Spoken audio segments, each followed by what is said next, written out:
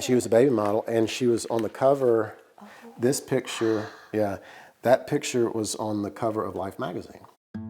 J.R. Whaley has a collection of scrapbooks his mother, Diane Pearson Whaley, left behind. Letters, pictures, cards, ephemera for more than 80 years of life. So this, I think, is her high school, and high school days at Bolton High School.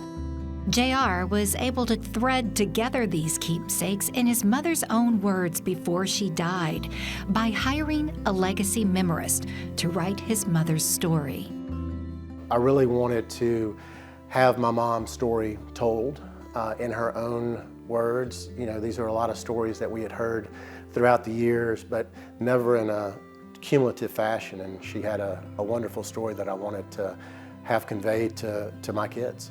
And she and Robin got together almost immediately and started meeting, and they had 8 different sessions, and they decided to break it down into each meeting they would discuss a decade of my mom's life.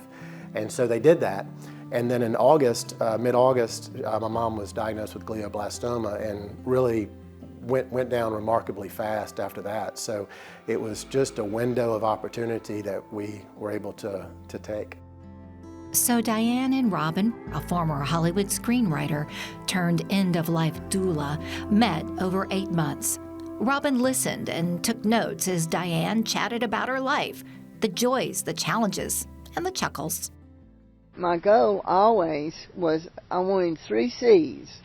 I wanted Catholic, cash, and a Cadillac. We think we have all the time in the world until we don't. You know, so this notion of we're totally powerless over the fact that we're going to die, but we're not powerless over how intentional we want to be and the things that we want to do to kind of live our legacy behind.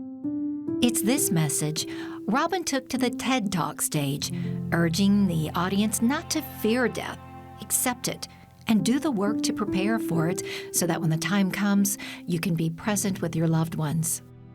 By contemplating our mortality, it actually allows us to live so much more deeply and hopefully joyfully. I think the lesson of a life really is how someone gets through and manages difficult parts of life. And I wanted my kids to know that about my mom. Robin finds the themes in the lives of people she writes about, including the founder of the Red Shoes, Roberta Guillory. I would journal about my life. So I had lots of things from years past, but you forget. You don't think you're going to forget when you're going through these very powerful experiences, but you do. And she's very skilled at drawing out of you what was important and how did you feel about this. Robin is telling both the story of the Red Shoes, a nonprofit center for personal and spiritual growth, and the arc of Roberta's life, because the two are inextricably linked. Roberta founded the Red Shoes in 1999, and over the years, the community outreach organization has helped hundreds of women find their voice, purpose, and passion. I wanted other women to see how easy it is to do that.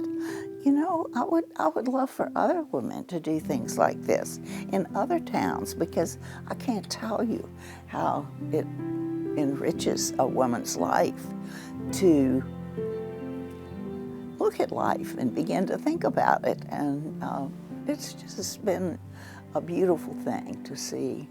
I mean, women have come to us and said, "You saved my life." People will sometimes tell me, I say that I'm sort of half confessor, half therapist. You know, like I build this container for people to tell the stories so that they can then look at it kind of from a long view and come to these realizations of what their life, the breadth of their life and the depth of their life together. So whether you write it yourself or whether you work with someone who does this professionally, you know, it's the gift that is just, you can't put a price on it.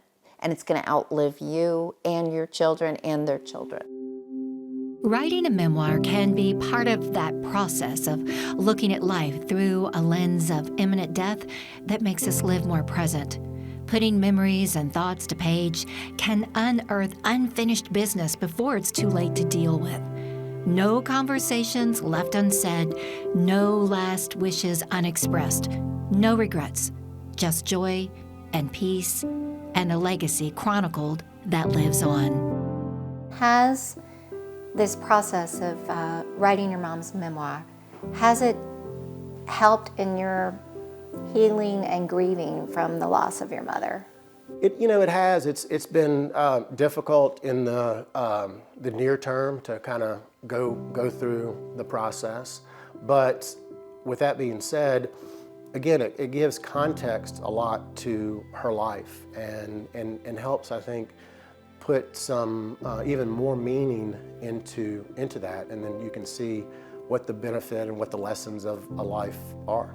But when you look backward, you see a lot in your life that you hadn't seen before, and it makes you grateful.